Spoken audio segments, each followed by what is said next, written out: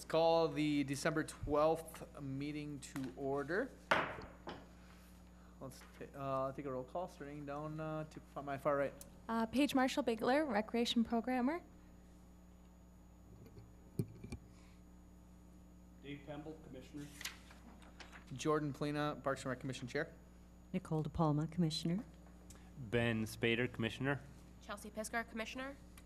And Chris Jenkins, Parks and Rec Director. I assume you all have had a chance to review the minutes prior to tonight's meeting. Have you any questions or any? Do I have a motion to approve them? I motion to approve the minutes. Is there a second? And I second. All in favor? Aye. Aye. And anyone opposed? Passed.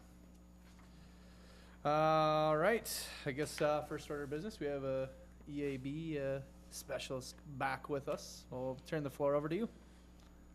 Hi, everyone. Thank you for inviting me. Good evening. And I'll just do a brief, Jordy. Jeff is with Rainbow Tree Care, and Rainbow Tree Care was the preferred vendor for residents to use for emerald ash borer treatments this summer. Of course, residents were free to use whoever they wanted. The city negotiated some not to exceed pricing for those treatments. And by all intents and purposes, and you'll see what Jeff puts together here, is Rainbow did a fantastic job for us this summer. And outside of just that work, Jeff and staff at Rainbow Tree Care have been great resources for the City Hastings staff as well as we work through this process with park trees and whatnot. But I asked Jeff here tonight to give a presentation, a rundown on how the 2017 program went. So that's what we invited him here for tonight. Appreciate you being here, Jeff. Thanks, Chris. Happy to be here. Hello, everyone. I was here about a year ago, at that time talking about the benefits of tree protection. This is where Chris is going to come and make sure my microphone is on, which it is. Score one for me. The benefits of tree protection and how tree owners of both the public and the private side can save money and increase their benefits. So as Chris said, we are happy to be the preferred contractor to help the residents of the city of Hastings protect their trees. And I'll go through some of the things we did and some of the results we got. So I'll start with what we did. The first piece in the spring, early summer, was a printed flyer that was mailed to all residents. I hope you all got one. Anyone here not get one? It's in your packet. Yep, that's good. Also in the packet, and I did include pictures for the screen as well. So we worked with staff to develop the messaging, make sure the look and feel aligned with what the city had in mind. We're more interested in the messaging being impactful, and one great way to do that is to give the look and feel of the city so that homeowners, that residents feel comfortable with the message being certified from the city. That's the other side. In that blank space, it would have said resident and had your address. But you all got one and all read it thoroughly, so there's no reason to spend a lot of time on that. The big thing I want to point out at the bottom, and this is one of the two of the real value add things that we have, is we have a special phone number we use for these homeowner programs, so homeowners can call directly to a customer service representative without going through the phone menu. And then in addition to that, we build a city-specific website within our suite of websites so that residents can navigate directly to that page, and that will include a form that makes signing up really easy. And I can show an example of what that looks like. So we built the website to look a lot like the flyer, again with staff input on the look and feel. We use a lot of the same messaging, a lot of the same images, and then there's the form that residents can use to schedule the appointment. So we make it really easy. We make it specific to them and their program, and we take it from there. I'm happy to take questions as I go to. I only allotted for 10 minutes, so it's going to go by pretty fast if you don't have any contributions along the way. I can also speak painfully slow, long dramatic pauses in between. You take the time you need, Jeff. Builds up drama if I have long pauses. In addition to that, we also participated in Rivertown Days. We staffed a table at Machinery Hill. Any of you bring your families over there and talk to us? No? Next year. Just a little background on what we use the most when we protect these trees. Just as a refresher, if some of you are familiar with this, we use a process called tree injection, and this is the equipment that we use. You can see the implements in the circle are the injection tees. Those would be inserted into the tree. The product is put in the bottle on the left. It's all connected via the harness on the right, and then the tree's natural translocation process draws the product up and throughout the vascular system of the tree. So that's what it looks like. This is what homeowners would have seen us out doing. The process is fairly fast. It's pretty low intensity. A series of holes drilled there at the base. System's hooked up, pressurized with just a standard bike pump. And then, like I said, the tree takes the product up. There's a close-up of the injection tees being inserted. Really was counting on more questions. How long does that take? Oh, excellent question. It depends a lot on the conditions. So if there's good soil moisture and cool temps, the tree will be naturally moving a lot more water through it than if the inverse is the case. So if it's very hot and very dry, the trees are starting to kind of shut down to preserve their internal resources, so then it can take longer. We don't ever increase the pressure to speed the process up because we really need the tree to take it on naturally. So in the best conditions, it can take 10 minutes, 15 minutes, and in the worst, it can take over an hour sometimes. I have one other question. Sure. What's the temperature range, like you can typically do it in? Well, we, using this process, it has to be done when there are leaves on. So we wouldn't start until leaves have fully emerged, and we would stop by the time they start to change color. So in that range, we can have lots of different temperatures. Okay. But if we're scheduled to do a treatment, we're gonna probably do it regardless of what the conditions are like. So if Okay. it's 40 degrees in July, we'll still try it. Okay. Might just take a little longer. Cool. Yeah. Thank you. Sure. And I saved the big numbers for the end, the results. We protected 420 ash trees by residents. Now, I understand in the city of Hastings, some of those might be on the city's right-of-way. So initially, I had prepared a map for Chris that said that they were, private ash trees, and I don't think that's necessarily accurate. You will have to determine ownership as the program progresses, but these were the trees that residents contacted us to protect. So 420 trees, I just did some quick math. If the population of Hastings is about 22,000, which is what the sign said on the city limits, that's one ash tree for every 50 people. That's a really good participation rate, especially considering the first year of the program.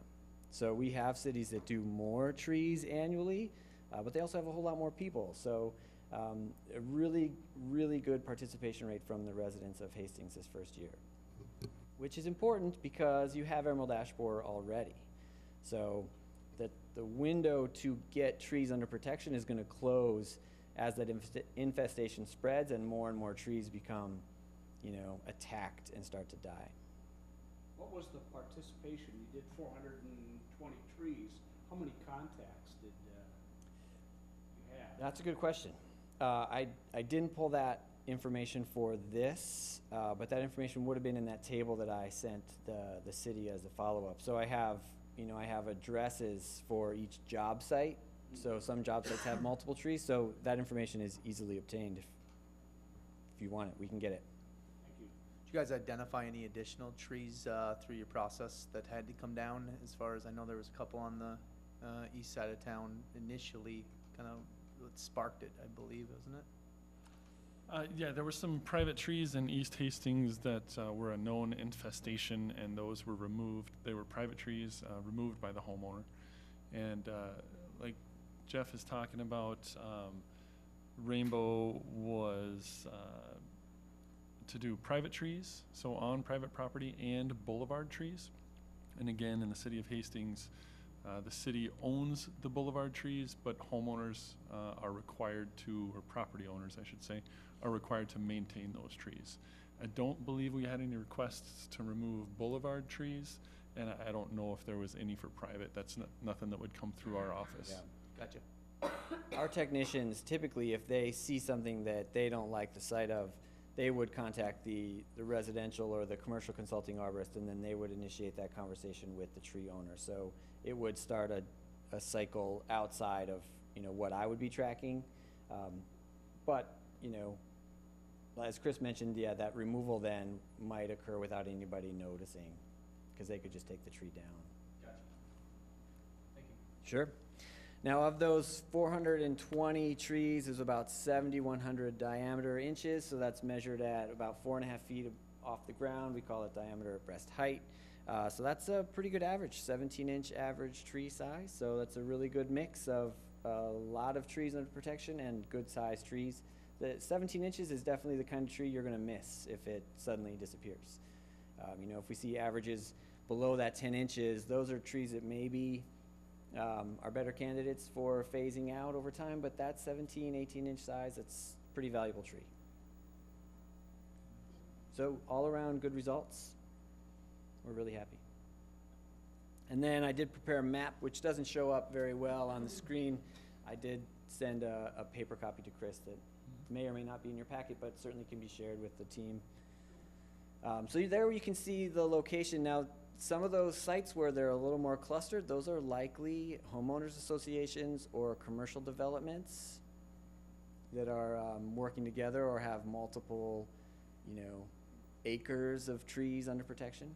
And then I did include those little green crosses with the red circles. Those are the current, you know, Department of Agriculture confirmed emerald ash borer trees in the city. So you can see kind of a disparity there of where the bulk of the treatments are occurring and where we know EAB is. But short of a hyper-targeted marketing campaign focused more on like on that neighborhood scale, we don't really have the ability to encourage them any faster.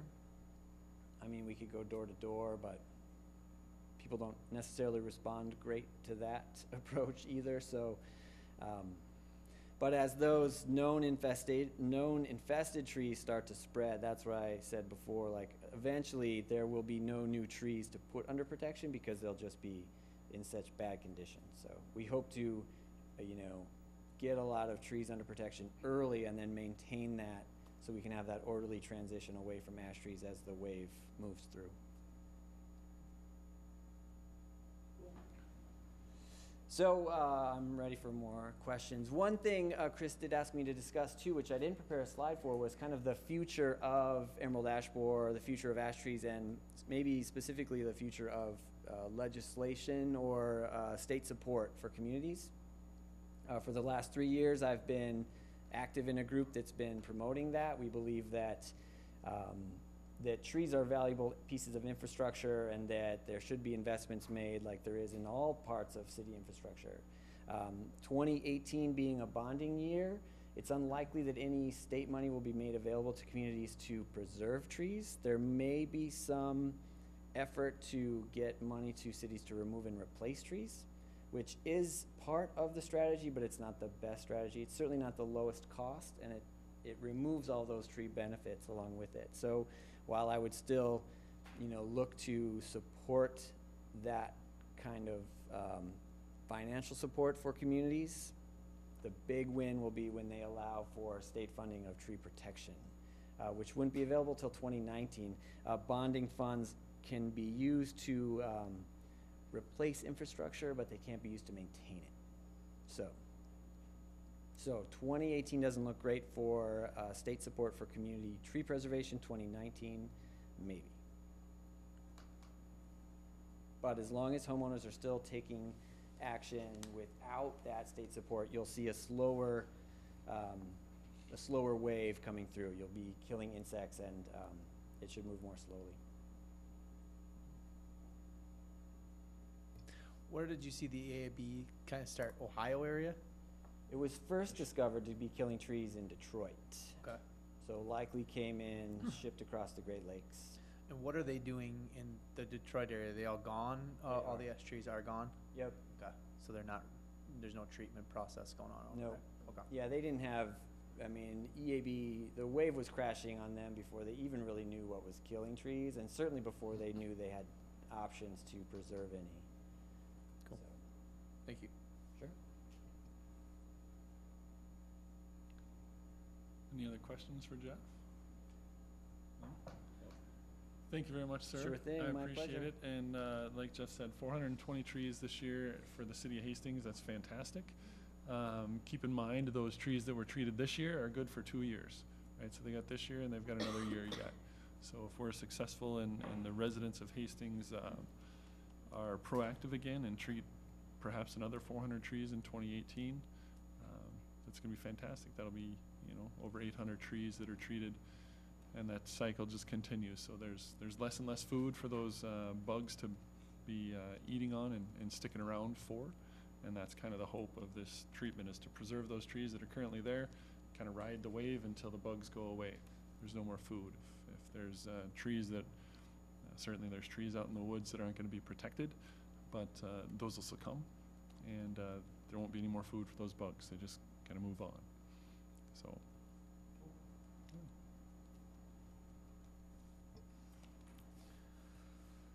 Next up, new business. I guess, Chris, I'll turn it over to you. Talk about the AB treatment program, preferred vendor for 2018. Sure. Just as we've been speaking about here, Rainbow Tree Care was the 2017 vendor, and this was the first edition of any sort of program like this. And what we did ultimately was solicited pricing information from 3 different vendors, known vendors.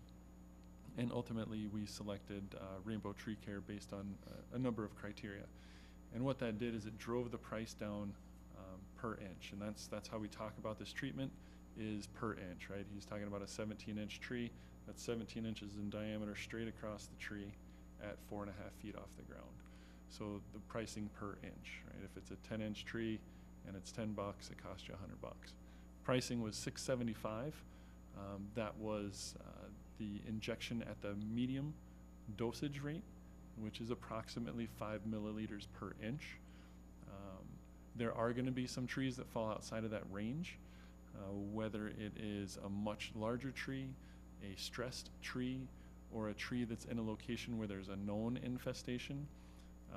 The contractor or vendor, if you will, can recommend a higher dosage rate. So that there would be an incremental price increase for that, and that's entirely based on the condition of that tree. That is that vendor's professional opinion. The homeowner then has, or the property owner then has an option to make. They've got a decision to make then.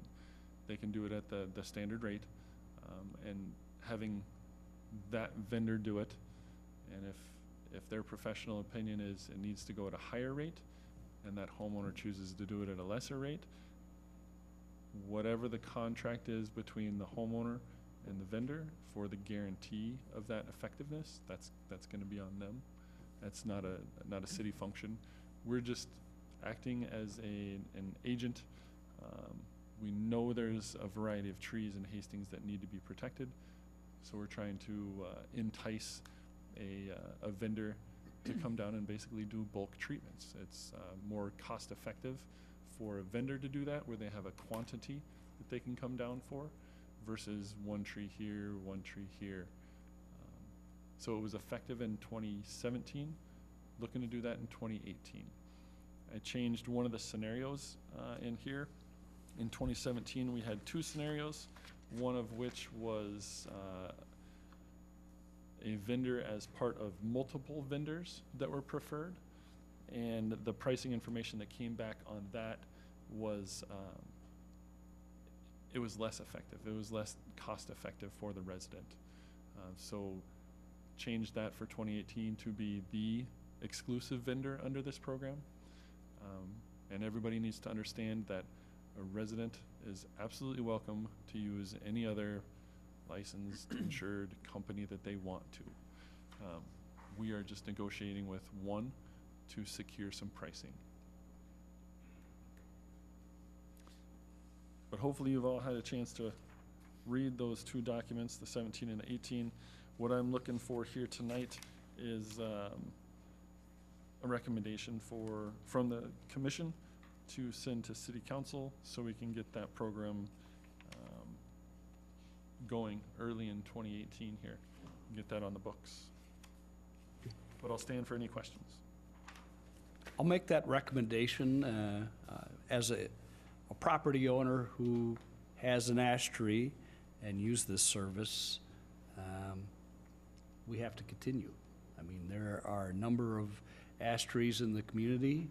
You know, trying to convince property owners that this needs to continue, or we're gonna end up just like it was with the Dutch elm. And that was pretty drastic to the community. So, yes, I would make a motion that follow staff recommendation and move this along to city council for their approval. Is there a second? Or is there any more discussion that people would like to have on this topic? I second the motion. Anyone else have any discussion? All right, I guess let's take a vote. All in favor of making a recommendation to use Rainbow Tree Service? No, this is not for Rainbow. This is for us to solicit pricing to continue the program. Oh, I'm So sorry. it's I not apologize, spec- I misheard that. Yep, not specific to the vendor, but just authorizing or recommending to city council that we do this program again. Okay, gotcha.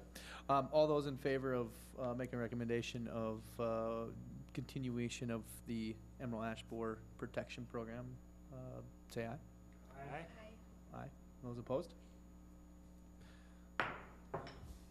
Recommendation passes. Thank you. And we have a couple gentlemen here from the Hastings Hawks tonight. Sorry, thanks for waiting for us. We appreciate it. And Jordy, I'll kind of start running with this one. And Bruce is certainly here as a representative of the Hastings Hawks organization.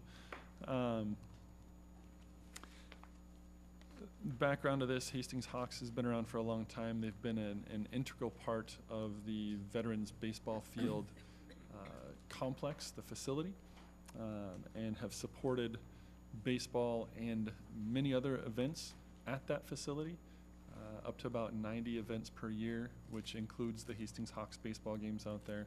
It includes Little Raiders football games, HYAA tournaments, Raider Nation tournaments, high school games, any number of things that happen out there. What we have here is an agreement that is focused on the concessions building that is out there.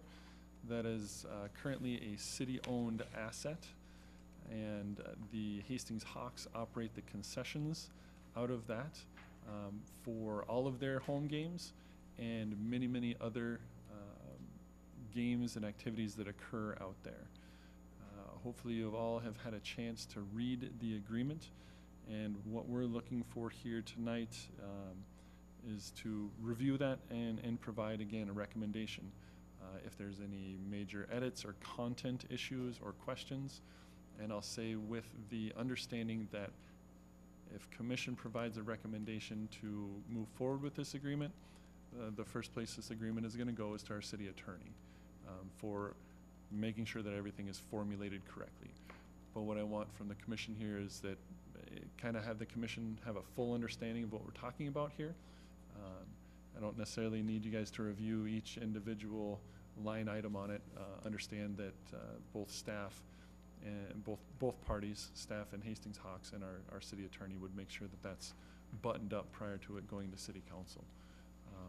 But with that, I want to give Bruce an opportunity to kind of discuss the Hastings Hawks, what their operation is out there, how they support baseball in Hastings. And I might add too, I might steal a little bit of your thunder here, Bruce, but I'm not sure how old that facility is. Which but facility though? The concessions. 89? 98. Okay. 98, I think it was when it was built. It's been around for a long time. Yes. The Hastings Hawks instrumental in getting that built. And the information that was provided to both Bruce and I was that if we had hired a contractor to go and build that building, at that time, you're looking at about $125,000. They were able to do that through solicitation of donations, through in-kind, people bringing materials, professional trades individuals doing that work to be able to build that facility for that complex. Which is also very similar to what we recently did with the press box out there. We built actually one of the best press boxes in the area from everybody that's visited. They're like, oh my God, we need this press box. And it's nice because we've got plenty of room for 2 different radio stations to be at each end, room for a couple of us to be sitting doing the scoreboard and announcing in the middle. We took care of securing funds for about $10,000 worth of materials. We weren't able to get the materials for free like we did for the concession stand. And then, of course, we've got about $2,000 worth of equipment that we use in there between speakers and mixing boards and amplifiers and stuff like that. We did secure all of the labor to be donated, along with doing a lot of the labor ourselves. In talking with, I can't think of his name, one of the local contractors, Dave. Yep. Yeah, I can't think of his last name at this point. Speedling. No, Doug Speedling. Doug Speedling. About $80,000 is what it would have been had we paid to have the press box built. So between concessions and press box, about $205,000 worth of assets have come from the Hawks for the parks. So we want to continue, obviously, the great partnership that we have with the city to keep things going out there, to keep both sides, involved, and keep everything we've got going. We're moving in a great direction. This year, there were 97 individual events scheduled at Veterans Park. I didn't pull up the stats for this year. I should say I didn't put them together for this year. I did for last year, though. I had those there. Let's see here, all my different notes. And give me a moment. Pull those aside there. Nope. There it is. Because I had to present this with HYAA. There were actually 90 events out there out of 161 days. So on average, one every 1.8 days, just on the baseball field. I'm not talking anything about the softball fields or the soccer fields, strictly at the big baseball field out there. HYAA had 16 total non-tournament games, 28 games in 8 days for the 2 HYAA tournaments. And that included teams from Olivia and Duluth traveling to our tournaments. So they came to our field because they heard how much fun it was. The HYAA tournaments that they run are either Gopher State or MBT qualifiers. Usually they're both. It's a combined thing. Both Olivia and Duluth had already qualified for the state tournaments, and they still wanted to come to our tournament because they had heard so many good things about it. The Hawks, we only had 22 events out there, but our board was part of the 90 events that were held. See here, that includes fall ball, so the field is active until October. Then you add into it how many people walk by on the paths, how many people drive through the park when they're out there playing softball. You can still see everything that's on the big ball field, obviously when it's lit or when it's light out. So you get a ton of traffic out there that has the opportunity to see any advertising that we're going to be talking about next. But it's stuff that we want to keep going and keep improving. Some of the goals that we have is to improve the backstop. We've got some plans in place as far as quotes on how to rebuild the backstop, make it safer, make it better sight lines, make it just a more enjoyable experience for everybody. We need to do some repairs on the fencing out there. We're in desperate need of a scoreboard if we're going to continue that for an atmosphere point. Some of the stuff is a safety thing. Some of it is, hey, this would be cool to have because it adds to the atmosphere. When I first started with the Hawks, we would sit at a table not much bigger than this. First base side, we'd have to haul everything out of concessions, set it up, plug into one speaker that was up on the post, and that's how we announced. Being a DJ, that is not okay with me. So I fixed it. We now have a very nice sound system out there. We have, it's a great atmosphere. Just adding that press box took the field from feeling like we were out in the middle of nowhere to being an actual baseball field. And that was how I got Troy on the board, how I got Kyle on the board. A number of guys joined because of the work that we did with the younger kids out there. And it's anybody, what is it, age 14 and up that can play, or 13? 14. So anybody 14 or older can play as far as these, you know, that size field. So we get a lot of people from 14 and up, and we do stuff with the younger kids out there too.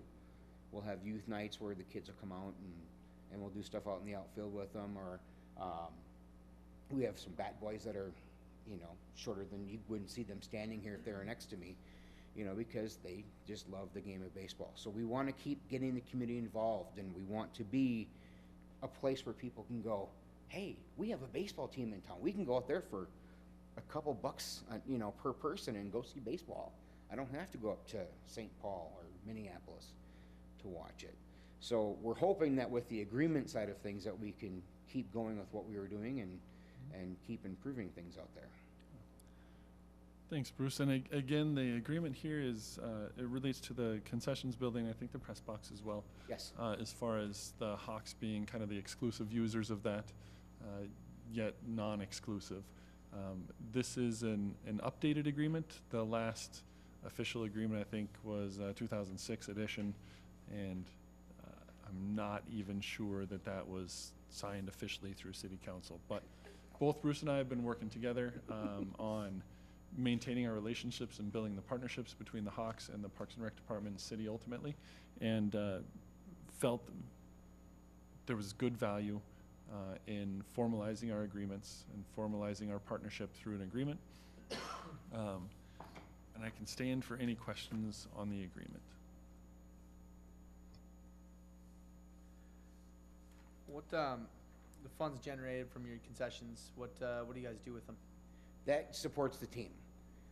We typically spend about $1,200 just for baseballs in a year, about $3,000 just in umpires, and then of course any maintenance that we have to do on our own equipment. We're in the process of paying for a popcorn machine out there for concessions. We just bought some new stainless steel tables. We were expecting a inspection from the state of Minnesota, and so we wanted to make sure that everything we had out there was ready to go. We had to do a bunch of repairs on our cooler that we use out there. Basically, it's just shelves that had rusted, and so we need to get those ordered in, and we've got some gaskets that we've got to replace. So all of our funds go to that. Everybody that is part of the Hawks organization, as far as non-players, are volunteers. I get no money out of it. Our players actually pay to play. And the last couple years, like 2 years ago, we instituted a $100 player fee because it just got to be too expensive to run the team. Every other year we buy uniforms, and that's usually a $3,000 to $4,000 investment. Our last set of uniforms came from Nine Eagles, so we try to keep as much as we can here in town. And right now, $5,000 in the account, in our checking account, and that gives us, I mean, like I said, you know, when you're talking $1,200 in baseballs, and you're then $1,600 just to start up in food, there's half of our checkbook gone before the season even starts. So we try to carry that balance over of about $5,000 every year, just because we know we're going to have these expenses. And at the beginning of the season, we don't make up a lot of our costs in concessions. It's toward the end when it starts getting busier, because we start May 4th. So a lot of people are still in school, you know, the kids are still in school, so they don't go out as much in May and June. So, you know, it starts kicking up in June for us, where we start getting busier. And how much revenue does your concessions generate a year? Last year we did almost $20,000 in sales. And then obviously, you know, so we had the expenses were 15 grand between equipment and food costs. So we try to Five. yeah, we try to go through the rule of three. So if it costs us $1, we sell it for $3. Okay. So we're not gouging people for stuff, and you know, you go buy a burger, it's $3.50, $4. Am I reading this correctly, that the cities takes 40%, the Hawks take 60%? You're reading the next item on the agenda. Oh, I apologize. Fast there. I'm trying to do the math. Okay. The city gets us spending money in town. How's that sound? Yeah, for the concessions, the city doesn't take any sort of the profit from the Hastings Hawks organization. They run it, they staff it, all the equipment that's in there is theirs. We don't buy any of the product, we don't do anything. Okay. The city's responsibilities are basically for health and safety with the building itself, the facility, and we're currently working on a few items to help improve that facility, just with some needed updates. So we're working on that, but plumbing issues or electrical issues or doors or what have you, that's city's responsibility. It's our asset. And actually thinking through too, we started the year with about $3,000 in our account, so realistically this year, our net gain was only $2,000. So we're not in it to make money, we're in it to be viable and keep it going. I mean, the Hawks were founded in 1982. So I wanna make sure that there are generations after I'm gone that still get to, you know, to see town baseball. Even if Meesville kicks her butt all the time.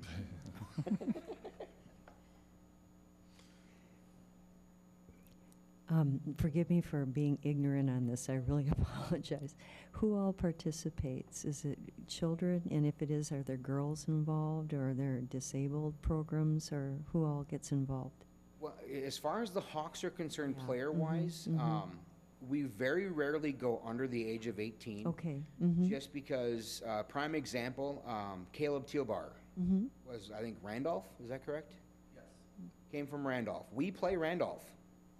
So if you're 14 years old, good luck hitting a Twins pitcher. Because Caleb Tealbar moved on to play for the Twins for a little while. One of our former players, he went to play for the Saints for a little while. So as far as the Hawks are concerned, we have college kids on up that either aren't going to typically make it to the pros or semi-pros, that just love to play the game of baseball. We run about 65-70% Hastings kids, or Hastings people. I say kids because they're significantly younger than me. And the other majority of them are from Cottage Grove. I want to say 2 from Matamidi.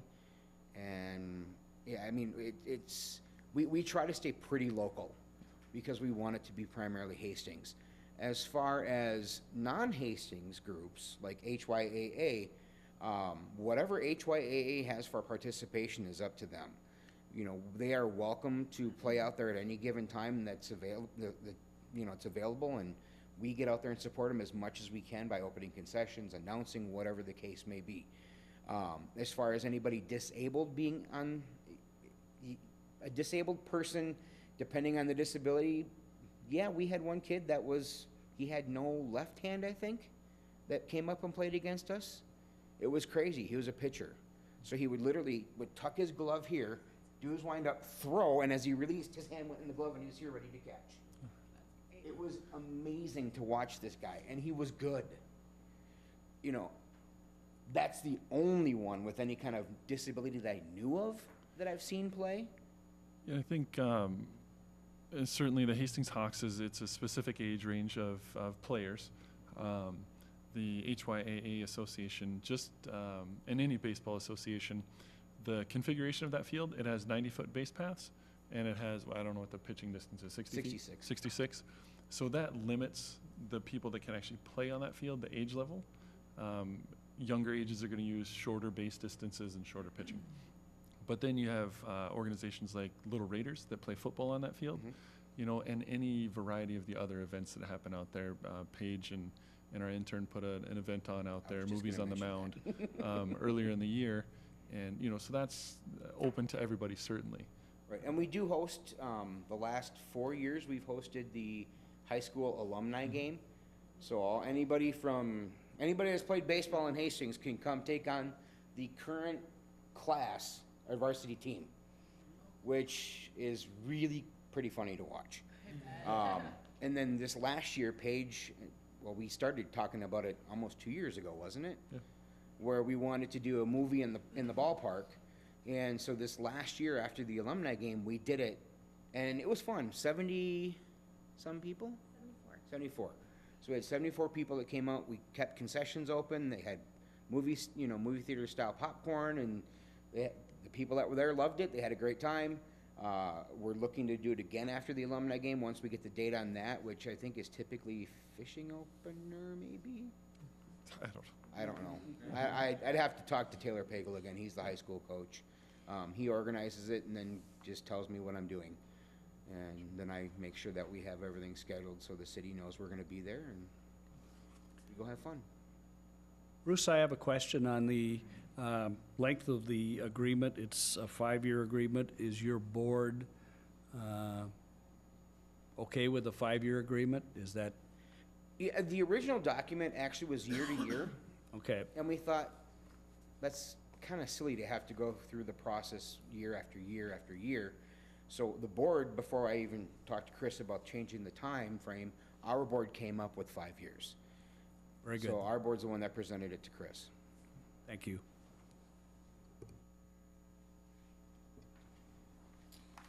Any other questions?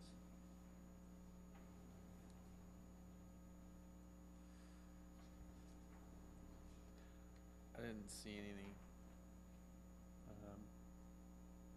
in the agreement that I opposed. Pretty straightforward.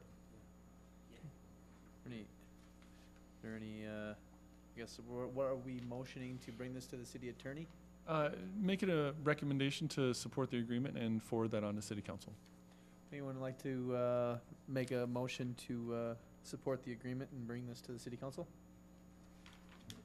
Sure, I will motion to support this agreement and move it forward to the city council. Second. Any other additional discussion? All those in favor? Aye. Aye. Anyone opposed? Passed. So thank you on that one. Stay there, Bruce. Stay Next up, there. your advertising proposal. You or you? That's me. I'm the mouse.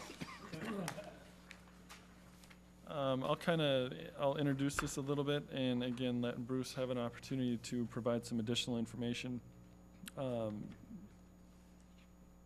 Again, the staff memo on this discusses the long-standing history of the Hastings Hawks and the partnership with the city for that facility, and in recent years, with the addition of the press box, that volunteerism and support from the Hastings Hawks has increased. With the capability to be out there and announce games and play music and do those sorts of really fun atmosphere things for baseball and other events that occur out there. The proposal here before you tonight is for advertising on the outfield fence. These would be professionally manufactured advertisements that would be juried, if you will, by both the Hastings Hawks and the city of Hastings. So only approved advertisements would go out there. They would be installed by ideally they are made by a local vendor, installed by the Hastings Hawks. Actually, the vendor does the installation. Vendor does the installation. Perfect. And maintained then by Hastings Hawks and city. If we have the nuts and bolts that need to put it back on the fence because of bad windstorm, then we're going to chip in. The Hastings Hawks would be the group that's doing the solicitation for the advertising proposals. It would not be city. The city will share then in the invoicing and billing and revenue collection for that, and then ultimately would write a check back to the Hastings Hawks. Again, those funds for the Hastings Hawks can be used for whatever the Hastings Hawks feels is prudent outside of paying individuals to be a part of the Hawks, right? They can't pay board members and those sorts of things. Can't pay the volunteers, but the money can go to support the Hastings Hawks. The proposal here tonight has the city's portion targeted for a dedicated account that would be dedicated for improvements or maintenance or projects at Veterans Park baseball field specifically. That's the proposal that is here before you tonight. What else? What am I forgetting? The material is, it's a newer design. Graphic Design is the one that I've got the quote from here in Hastings. They did all the signs up at the high school on Grossman. So if you've been up on that field, as you look from left, circling around to right, all the school logos, they are the new material that is a metal backed with a vinyl decal on it. The majority of the advertisers that, go all the way around to right field, they are on a wood backed material. That was the old way they were doing it. And in talking with both Coach Pagel and Tom Krantz from Graphic Design, they said that the wood signs have lasted 7 years for the majority of them so far, and they're still in good shape. And he can't see the metal signs lasting less than that. So the expected life of those signs is at least 10 years, even though when they built them, the guarantee was only for 5. So the life of what's been up there, and it's way windier up there and way more exposed to the elements than it is out at Vets. And they're actually still in pretty darn good shape for, being that it was a treated wood versus the metal. So I was really impressed with the layout of those. And the nice thing is it keeps the money in town that we spend. The $450 goes right back into Hastings, into a Hastings vendor to, keep them going as well. Yeah, and I'll add along those lines, there's an opportunity at that field to be able to generate some revenue for both the Hastings Hawks and the city of Hastings. There's a really big outfield fence out there, and any number of ball fields you go to have either the green wall or they have the advertising on the wall out there, and it certainly adds to the character of the venue, and I think that it's something to consider for sure. And the pricing that's in the proposal, again, generated by the Hastings Hawks, and if I understand correctly, Bruce, that is based upon the high school's program? Yeah, in talking with Coach Pagel, what they found was the price range, I believe it was like between $175 and $250 per year of advertising is what they roughly typically charge. Starting out for this proposal, it was a matter of just to get some out there to get them started. So do a little bit less per year, and then build up to once we start getting less and less real estate available for the first cycle or first couple of years to entice people to say, yeah, we want to do this. Because once the sign's up, I can go to, if I go to Perkins after 5 years and say, hey, your 5-year contract is up for the sign, we'd love to have you back. This is what it's going to cost you now, straight profit. We don't need to get a new sign. If we had to because something happened to it, then we start the contract cycle over. And we go at the current price at that point in time. So it presents a lot of opportunity to generate revenue out there. And I don't know if you guys knew this or not, one part of the $5,000, or I should say $10,000 we put into the press box, $5,000 of that was donation from Smead that had been sitting with the city for Years. I can't even say how long. I know it was years, if not a decade. It just sat here waiting to be used for a project at the ball field. So as an organization, we don't want to just spend willy-nilly. We want to do what's right. This list, with all my chicken scratch on it, these are things that we've come up saying, these are things we need to fix, we want to improve, we want to repair, make whatever the case may be. $30,000 to buy a new scoreboard, and it's smaller than the one that's out there. Chris gave me a repair proposal from a local guy where it's roughly, was it 15 with shipping it over there about? Something like that. $15,000 to completely gut the scoreboard we have out there, put new internals, and put it back up. But that means we have to arrange a crane, we have to arrange an electrician to pull it down, then we have to get a flatbed out here to ship it to the guy in Stillwater to have him do it. The scoreboard's dying. I'm surprised it lasted this year, to be honest with you. Right now, if you're familiar with the scoreboard out there, it's got a digitized part for the team names. You can't read those anymore. It just jumbles up. I mean, it looks like someone went and then typed again over the top of it. That's just, it makes no sense. So that part of the board is done. That board, is it 3 drivers? Yes. There's components in the board that are called drivers, and I think there's 3. The last time we replaced it, what was the cost of 1 driver? Coming up on $2,000, I think. Right. If lightning strikes out near it, if there's an electrical surge, whatever the case may be, fries a driver, there's $2,000. That's $6,000 worth of drivers. Last thing that was communicated was they're getting harder and harder to find. So prices go up on the individual drivers to the point where we won't be able to get them anymore. The board was secured, we secured funding, the Hawks did, with the advertisers that are on top of the board out there. So we paid for everything out there for it. But it was, like I said, like $30,000 to get it put in, and it's 20 years old. So that is one of the things that we really want to have out there. Is it a necessity to play baseball with the scoreboard? No. But if you walk out on the field and you're 14 years old and you see your number up on the board and you see your team name and you see all the stuff that's up on the board, you're like, yeah, this is cool. This is why I play baseball. This is fun.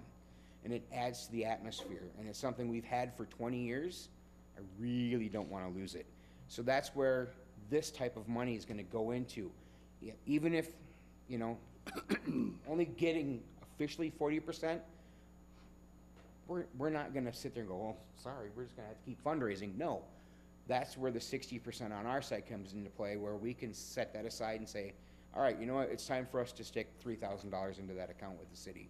So that way it's there to be able to go and spend the money on the scoreboard or the backstop or batting cages, all sorts of stuff that are part of this list that are planned out, over the course of 10 years.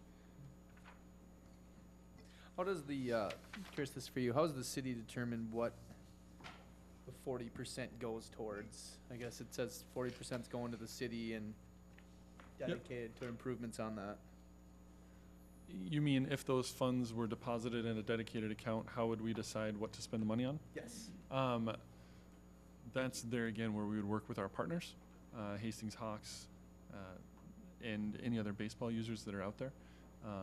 The baseball community has, like Bruce has indicated, a list of ideas for improvements that can help that venue. And this would be a way to fund some of those. So any improvement would be authorized and approved by the city. A great example, this year we had to buy new tarps for the mound and home plate. Last year the tarps were in such bad condition, anytime it would rain, we'd probably use 10 or 15 bags of the Diamond Dry. And I'm guessing that you saw that went significantly down this year. Mm-hmm. And Diamond Dry is what, $60 a bag? It's not cheap. Yeah, it's not cheap. So when you're talking, 10 bags at, even if it's $30 a bag, one time it rains hard, that's $300 we just wasted. So we, as between HYAA and the Hawks, $870 roughly on new tarps. And that would be something where, of this fund, I could come to Chris and say, hey, can we get $300 out of this account? The Hawks will pay $300, HYAA will pay $300. Let's get some new tarps. And he goes, you know what? That sounds like a great idea because we're going to spend that in Diamond Dry anyway. Okay. And likely, many of those would come back to this commission to discuss.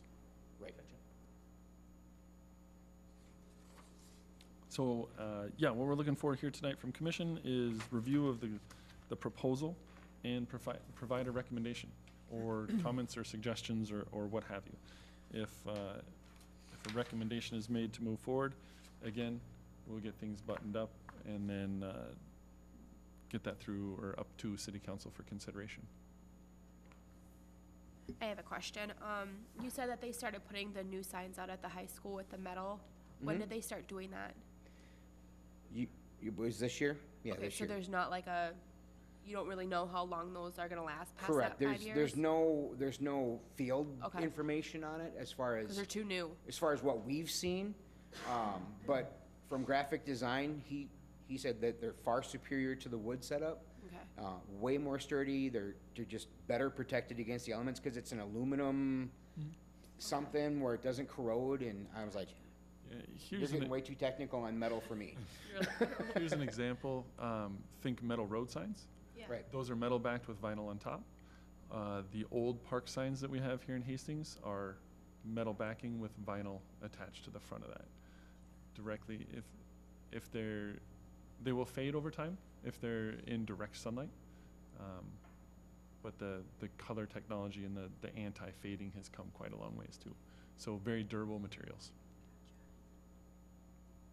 Do you know how many signs you can fit up on the field? I know there's over 40 spots. 40 spots? I want to say there's 42. And would you use those all for advertising, or like the high school has like Hastings Raiders on there? Are there gonna be like Actually, the high Hastings school Hawks has, ones, or? well, high school has all advertising with the exception of, is it 6 for the schools? Is it 8? So what they've done is they've got the logos of their conference schools that Yeah. they play against in in left field. Our intention is to use it for all advertising. Okay.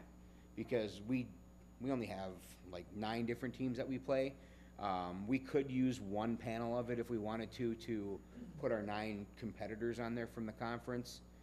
But when we announce it like we do and whatnot, or our website, there's really no need to. Cool, thank you. And we can find spaces for signs like Home of Hastings Baseball, City of Hastings, that kind of stuff. We can find spaces for that. Okay. And we're also hoping that if we can achieve the funds for the scoreboard to do a nice topper of, Veterans Park, something related to Hastings on top.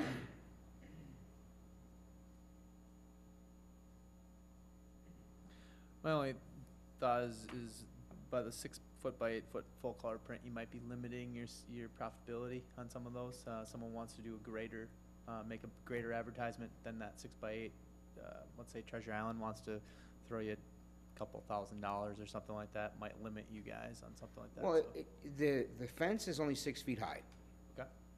So the fence is our limiting factor on the height.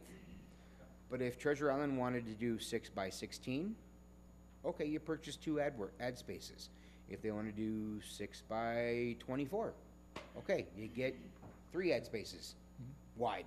So there you're talking what, $13.50 in cost plus whatever the contract would be written up, as far as the actual, selling of it. I'm not looking at the individual numbers for each ad, I just know it's $4.50 for the cost. So they just purchase it widthwise is what they would do. Think of it like a hockey dasher board. You've only got so much space to work with. You're limited by Yeah, the height I on didn't, there. I didn't see it mentioned in here, so I just wanted to bring that up before we made Sure. a recommendation to the city. I have one more question. You said that the designs would have to get approved. Are you gonna have like kind of a set of guidelines, or is it just like a color scheme or anything that's like makes it kind of flow together, or is it just kind of making sure it looks good? Similar language to what is in our current advertising program. Okay. City runs one, and currently we just don't have the staff capacity to go out and solicit for advertisings for all of our facilities. Have a good night, Quinn. We take full advantage of that at the Civic Arena. Dasher boards, all the vinyl banners and stuff that are up in there. We look at all those. We make sure that they're good to go. They're good to be in a public space. And doesn't the city have something about no beer advertising type of stuff? There's certain rules like that are already in play as far as advertising in this, in city facilities is concerned.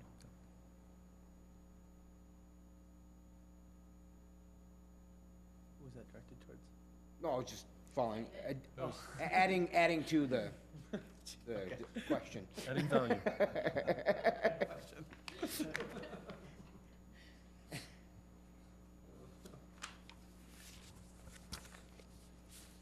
Any additional questions from you guys? And gals? Excuse me. Mr. Chairman, I'll make that recommendation that we move this along to council after it's been reviewed by legal staff. I second that. Any other discussion? All those in favor? Aye. Aye. Aye. Any opposed? Motion passes. Thank you very much for having us tonight, folks. Greatly Yes. appreciate it. Thank you, Bruce. Have a wonderful night. You. Best of luck with your fundraising. Now the fun starts, right? After city council approval, the fun starts. And thanks for all your volunteering. We appreciate it. Yes.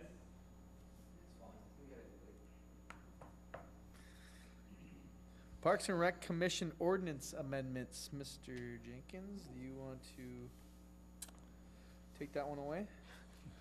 Thanks, Bruce. Yeah, you bet. We've talked about it a few times here at commission. One of these items is a housekeeping item, which is how we conduct commission interviews. And I think a few of you have been through that process that we used last year. We just did that again tonight with what's going to be Jordy's vacancy here.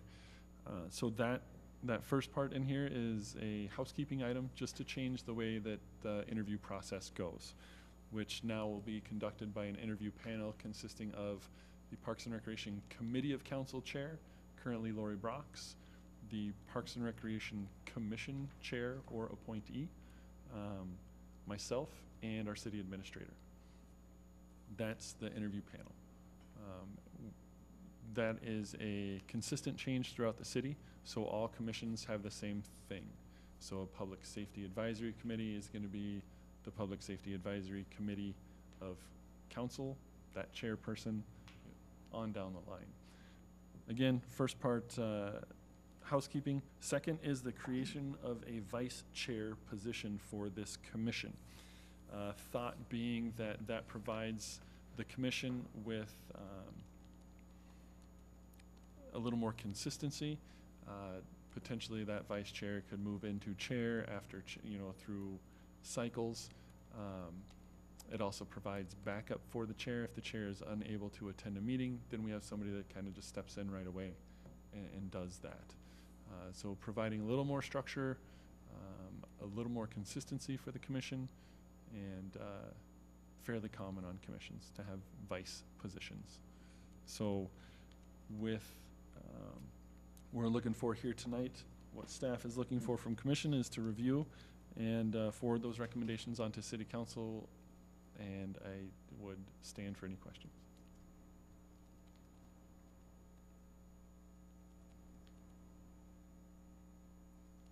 I guess my one piece would be regarding the interview panel. I felt it was pretty beneficial for myself or anyone else who's on the commission to be part of that, and that, because we're going to be working hand in hand with them. So I guess that would be one piece that I would make a recommendation, is that we would consider having Park and Rec commissioners on that interview panel to, I guess, kind of get the feel themselves of who is going to be joining them. In addition to the chair or the appointee? Because there is the one on there. Well, and that's the, okay, so like, should I have been in that tonight? No, we had Dave do it because you're outgoing. Okay. Can you explain a Thanks, little? Dave. Okay, I didn't realize that's helpful. Can you explain what the difference would be between the old way and the new way? The old way was applications were submitted and the entire Parks and Recreation Commission reviewed and conducted interviews and made their recommendation to City Council. So the old way, I think that language is, all the stricken through language in there is what used to be there. So it took up one of our entire commission meetings to do that. That sounds pretty time consuming. Yes. So this way, and again, it's a change that was implemented. It's kind of the way we're doing business right now. That's why it's more of a housekeeping item. Sure. Okay. I mean, that seems to make sense. I agree with the appointment of a vice chairperson as well.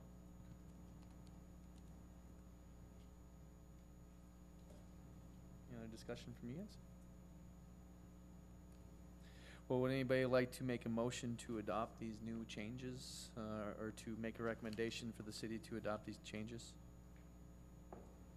I will motion to adopt these recommendations and this written down here. Is there a second? Yes, I will second that.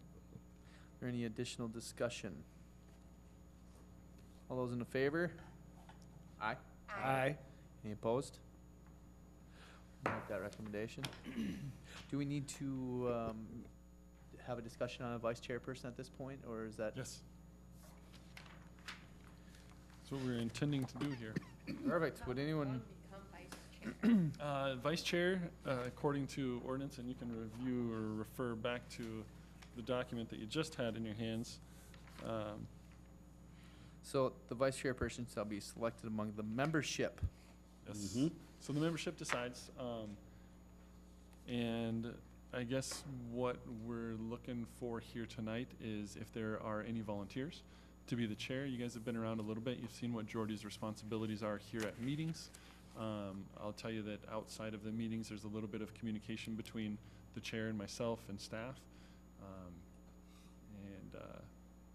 It's not too intense, but it is, the responsibility to run the meeting, and can appoint subcommittees and those sorts of things. So, I think another thing too is if you have certain things that you want to go after as the chairperson, that's kind of like you're the steering the ship with Chris, those types of things. I think the discussion about what each department does was very beneficial. I think that was a discussion that you and I had, last January. So, I mean, certain things that you want to learn about or invest in, definitely. yep. And then the chair then has the responsibility as well to have an ear open for commissioners and bring their ideas in through staff as well. Yes. If current commissioners aren't comfortable reaching out to me, you've got somebody that you can reach out to and bring those items forward. So I guess what we'd be looking for here tonight, and again, I don't have a vote, nor does Paige. It's up to you guys to appoint a chairperson for this committee. And if there are no volunteers, then you guys can all kind of huddle together and point your fingers at somebody and say, hey, chair. Is anyone interested in the chair? I'll take it. I don't know if I feel comfortable taking on that right away, but the vice role might Sure. interest me a little bit more because I'm newer to the whole Sure. process. And I guess I would add that I'm fully confident in any of our current commissioners to be able to take on this position. So don't let inexperience sway you from not being interested and throwing your name in the hat if you would like to. So.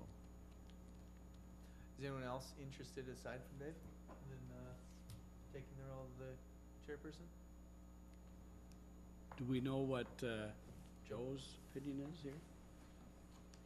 Do you have any discussion? Yes, he did not throw his name in the hat. Did you speak with Jolyn? No, I didn't know that she was going to be gone. Okay. That would leave us to you, or do you have any interest in the position? I guess that's up to the commission. Ideally, we would have had one appointed at this meeting, but I don't think procedurally it hurts. We can certainly do it in January. We will have one new commissioner at that time. We don't have any ordinance requirement to appoint one on a specific date, but we will need a new commissioner a new chair to run the meeting in January. So that'd be the first. Chairless. We'd be chairless. That'd be the first. Chairless, guys. First item of business at our January meeting. What do you guys think? I think we have one interest party as of now. Yes.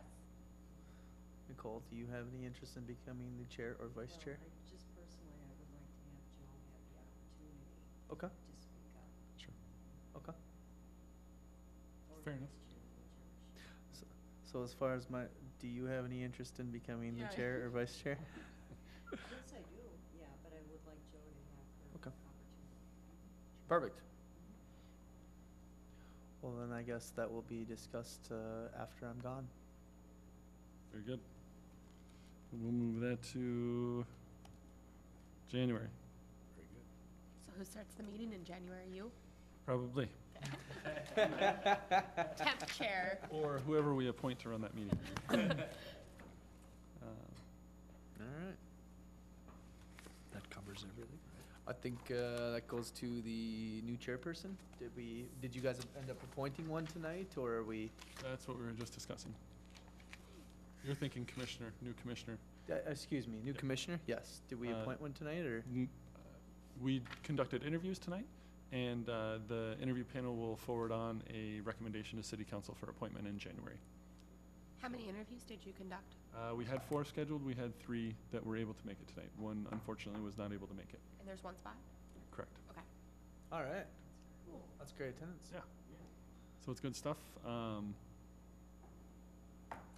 I'll wait until you move along to the next item, Mr. Chair.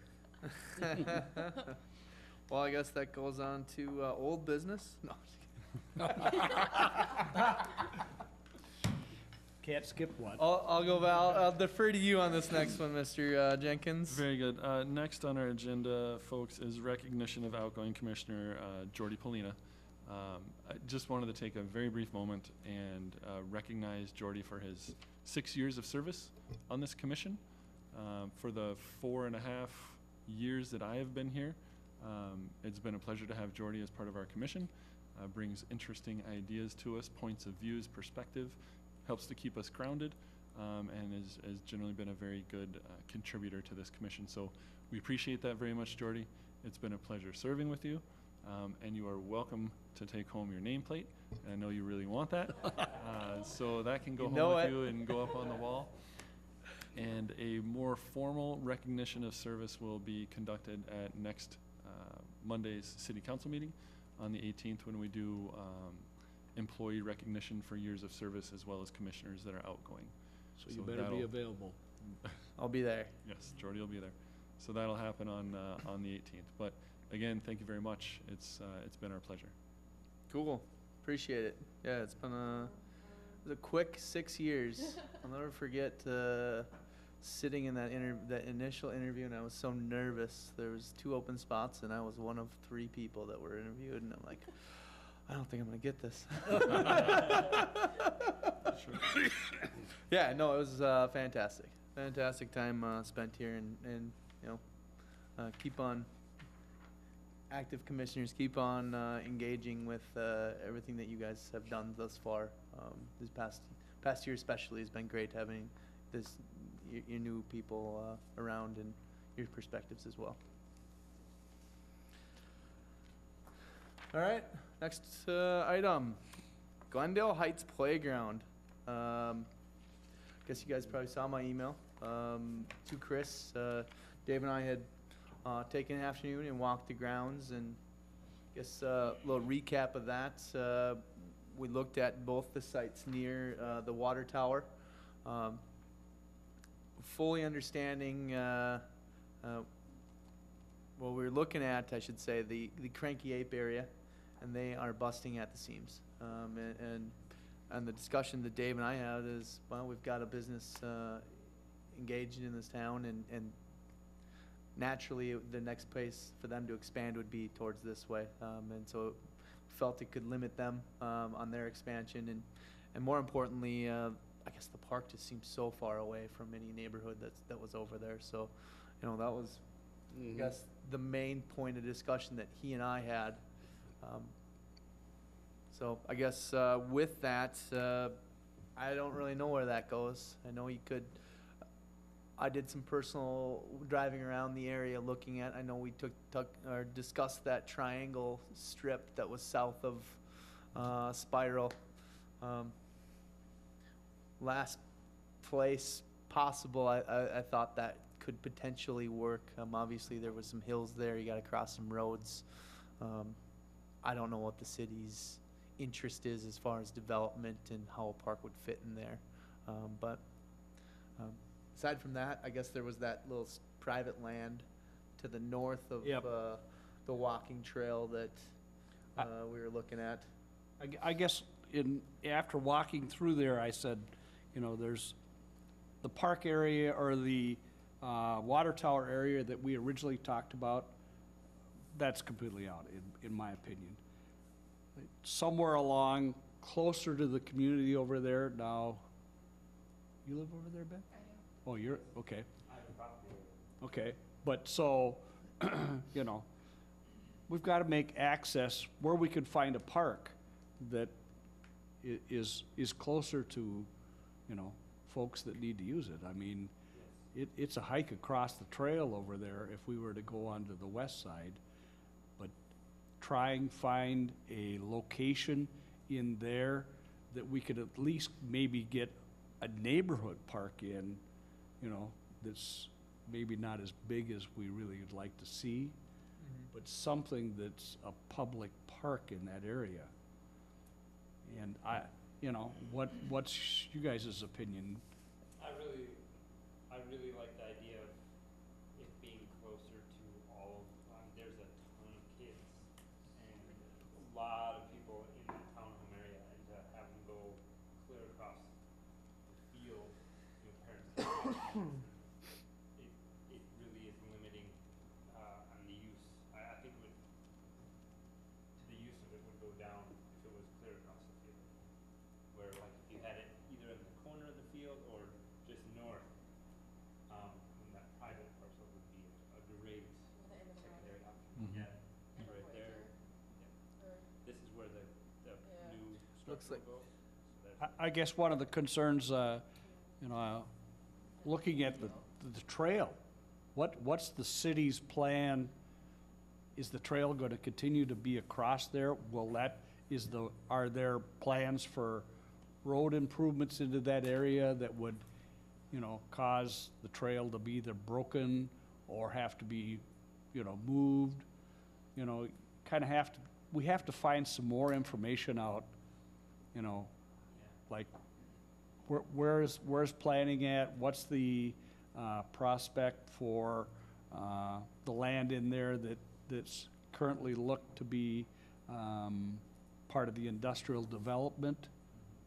You know, but we need to get out in front of this and, you know, secure something over that area that can be parkland for a park, you know.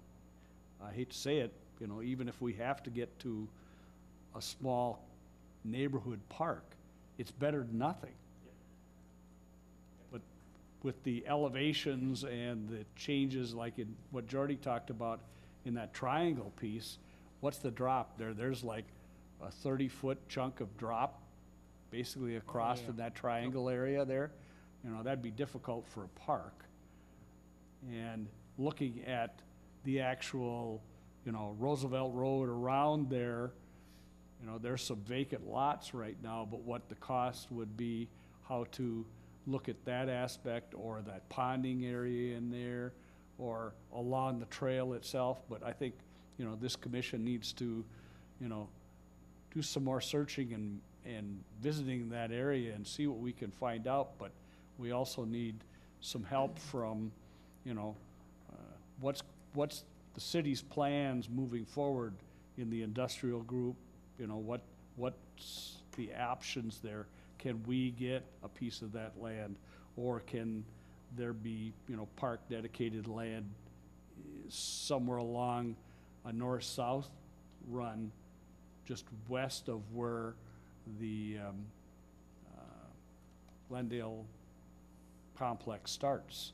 You know, yes, it's in city land, but is that, you know, yeah. tied up? We have to find that out, and Yeah. that's, It'd come down to like, what's the cost of the land versus like from buying it from the private parcels that may be available, or utilizing part of the industrial complex. Well, here's another question too, is you got that walking trail that goes straight across there. What's gonna happen when they start developing that? So should we potentially look at I don't know how long that trail's been in there, but should you look at redirecting that, go all the way up down that side? I mean, make it more of a nature type walk, where you don't need, I don't know the answer to that, but I mean, what the path path that they made that we, I guess, I was probably the only one on the commission then, that we did along the Vermillion right there, just east of Pleasant, along the Vermillion River. The Bower Trail. Yeah, the Bower Trail along the Vermillion River. I've walked that so many times and it's awesome. And I could envision something like that, of that if you were to redirect that trail going right up that right side and then hooking it around. I don't know the answer, but I do know that the trail that goes right across there, if we're looking for industrial development, that's gonna be a kind of a nuisance for everyone. They're gonna need a road going right over that trail. Yes. That was my concern, just walking back there is, you know, how long is that trail in jeopardy? Yeah, I think there's a variety of considerations, and I've written myself a few notes here to touch base with a few of the city staff on some of those questions. The intent of putting this on the agenda and writing up this document is kind of to put together a chronological order of where we started, where we are right now, and laying all the facts out on the table. And ultimately, the committee's commission's recommendation was to find a spot for a park, and that's what the commission should still be working for. How creative can we get with that? I guess that is only limited by the individuals in this room or whoever you talk to, right? With ideas about how to make this work. Pocket parks, as Dave suggests, might be a very viable option. Potentially there's multiples of those throughout the development area. I believe all of the land within that area is privately held. There may be some stormwater easements over some of the stormwater ponding areas. If some of those pieces were used, that may trigger a variety of other things through engineering and stormwater and all that stuff. So questions to be asked and looked into for sure. And then I think beyond that, you know, one thing that just popped into my head is there a willingness by the homeowners association to help fund a land purchase? You know, if it's buying current and vacant lots, is the homeowners association interested in that? And how that would function, I have no idea. But maybe there's the potential that the city and homeowners association can be partners in purchasing and then developing. I don't know if that gets done, but just something that randomly popped into my head as we look at some of these vacant lots. The lot you're talking about south of Spiral, that triangle, still is a privately held lot. Ah, It's not city property. gotcha. So I have some ideas written down of things to look at that you guys have generated for me here tonight. And I'll do that, looking at that north-south strip along that land that was just rezoned to industrial. Well, that land was industrial. The stuff to the north wasn't, but it's rezoned industrial now. But looking at that private land just to the north of Voyager. And the one thing with that is that, I'm assuming Voyager is the one that just dead ends there? That looks like it's whoever developed that land was looking to continue that on at some point, so maybe they had discussions with that homeowner or the landowner to the north, or maybe they didn't. I couldn't tell you, but it's a wide open field. There's actually, if you look at the map, there's 2 streets going into that land that looks like it was potentially to expand, future that are development. both dead end. Yep. And the kids use that one for a basketball court right now. But so I mean, either one of those could potentially like lead into a park if they're willing to part with some land or sell it, or you know, maybe they weren't and they just did that in case they ever changed their mind, so there was roads leading in.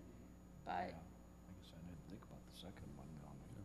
I know that other vacant land yeah, 'cause within you left that I one. mean, I've been there for almost 2 years and No, you did. nothing's moved there in the time I've been there. You drove How long have you around got your and I property drove there? around and came back and then I And got have on they the been block. empty the whole time? Yeah, because I At least saw 10 it. years. Yeah, they've been empty. They've always So, I mean, they may be motivated. Sure. Instead of keeping them empty, maybe get some type of compensation for them if we can make a deal, or like you said, with the association or the homeowners. I think there's more discussions to be had, and again, the intent of putting this on the agenda and formalizing what's been done so far is so we have that running document and commission. This is gonna be a standing item on the commission's agenda every month, so we're gonna come back and discuss it. So whatever ideas are generated between now and our next meeting, let's talk about those, and I'll do some reaching out as well with city staff and go from there. But in the interim, if you guys have ideas, get them to me, or get them to the commission, and you don't have to wait until this meeting. You know, whenever you've got an idea, you're welcome to shoot it to us, give me a call, stop in the office, shoot me an email, shoot an email to the whole group. So let's just stay in touch on it. Yeah, I can do some digging into the association as well, obviously, but I know that they have their meetings held. I don't know if that's a conflict in any way to, You're a homeowner, you know, right? I am. So maybe that's something that we can get on their agenda with the people present there, bring it to their attention as well.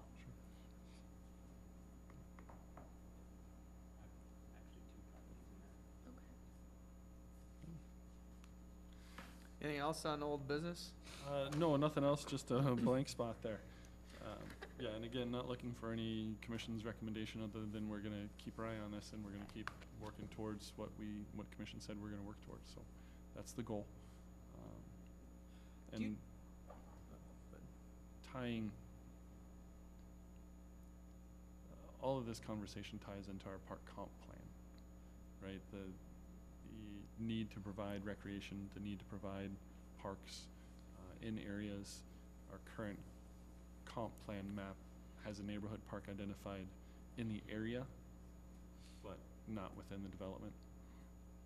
And again, just the way the development was put together, it didn't occur to have a large enough parcel of land pieced out for a neighborhood park. But so we're always looking back, and I'll encourage you all to go back to your comp plans, you know, and stay fresh with it. Everything that we do in the Parks and Rec Department is driven from that document. It may take a while to get there, but that's what we're working on. That's what our community has told us. So that's what we work from. So it's our guidebook for what we do.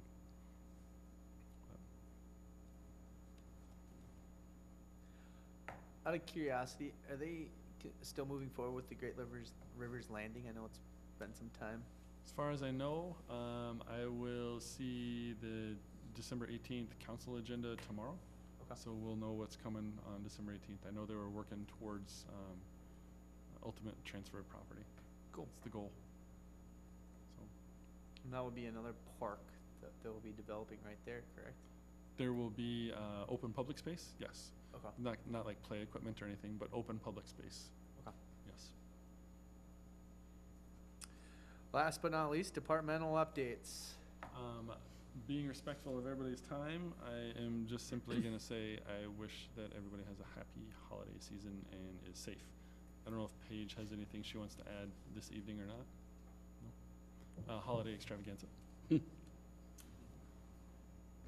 We do have our second annual holiday extravaganza tomorrow evening at Camp Spring Lake from 5 to 7 p.m. It is recommended for children ages 10 and under. We will have Santa, dinner, bonfire activities, crafts, and of course, sharing their holiday list with the big guy. Now, Paige, are you still looking for any volunteers for that? We actually tap into our Youth Impact Council, high school students who volunteer at a lot of our community events. So thankfully we have a group of gals coming out tomorrow evening to work a couple different stations. But we are always open to volunteers attending our events and helping with different stations and activities. So if anyone's ever interested who is a commissioner or listening here tonight, you're always welcome to contact our Parks and Recreation office for volunteer opportunities. What time was that at again? 5 to 7 p.m. Oh, okay, thanks.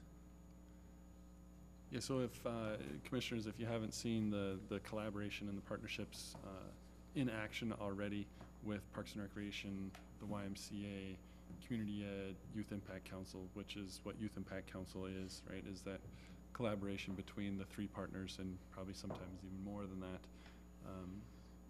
Having these high school kids, they're active. they're doing stuff, they're helping out the community in many different ways. So this is one of the good events that they put on. So if you're interested in seeing kind of how that stuff works out, and you have the time, make it out there. And Paige can certainly put you to work if she needs some helpers, or you're probably welcome just to hang out and enjoy. So bring your kiddos, bring your grandkiddos, nieces, nephews, spouses, friends, whatever you got.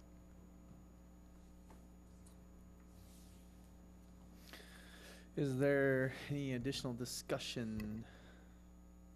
Do I have a motion to adjourn? I will motion to adjourn. Is there a second? Second. All those in favor? Aye. Aye.